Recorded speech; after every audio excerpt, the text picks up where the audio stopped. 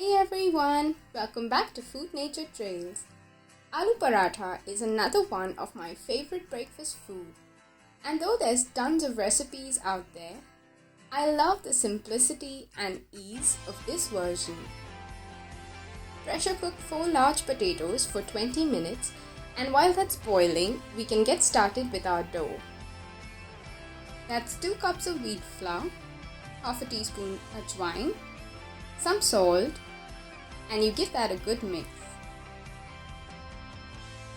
I've used about half to 3/4 of a cup of water to knead this into a very soft dough. Once the mixture begins to come together, you can use about 2 teaspoons of oil to work easily with the dough. Soft dough is the key to making good stuffed parathas. Now when that's come together nicely, you can cover this up and set it aside to rest for at least 15 minutes.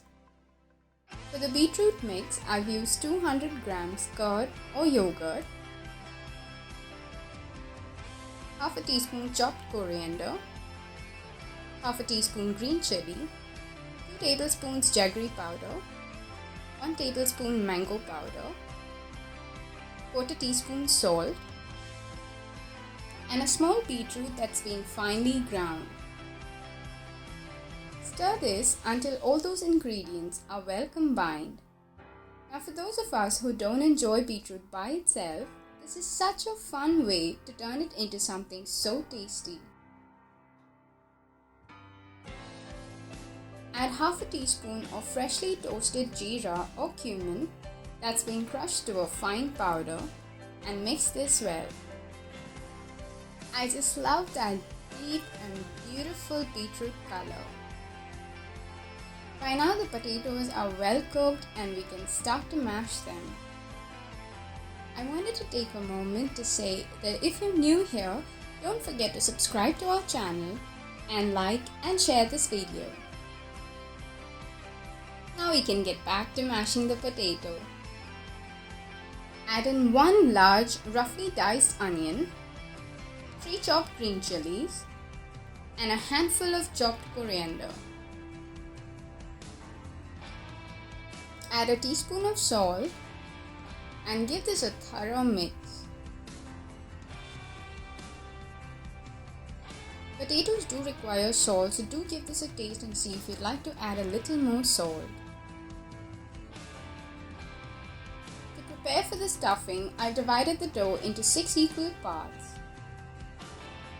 And with the help of some oil, stretch a portion of dough into a small circle.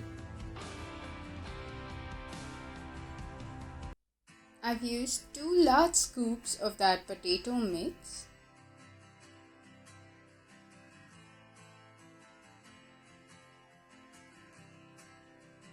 And gently start to close up that circle to form a ball.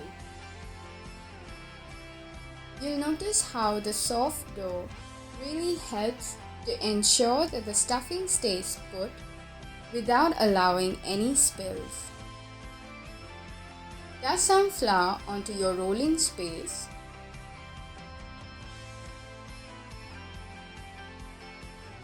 And flatten out the stuffed dough so that this becomes easier to roll out.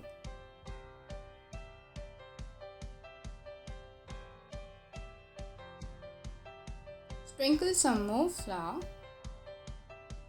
and start to roll this out lightly and as evenly as possible.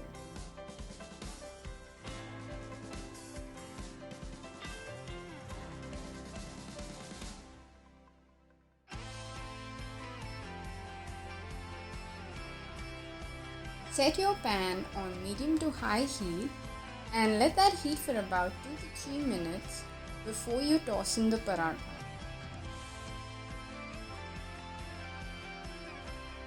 Half cook one side and flip this over to add half a teaspoon of ghee.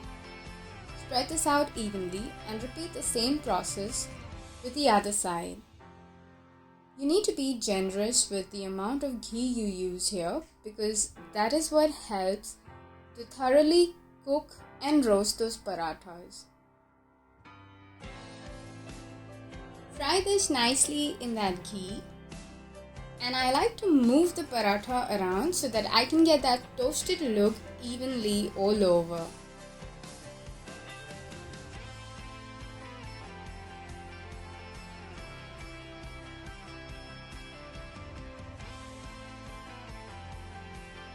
I've also left a list of the measured ingredients in the video description.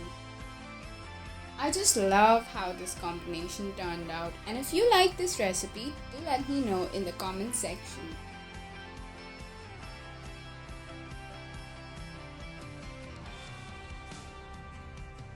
Thank you for watching, and I'll see you next time. Bye bye.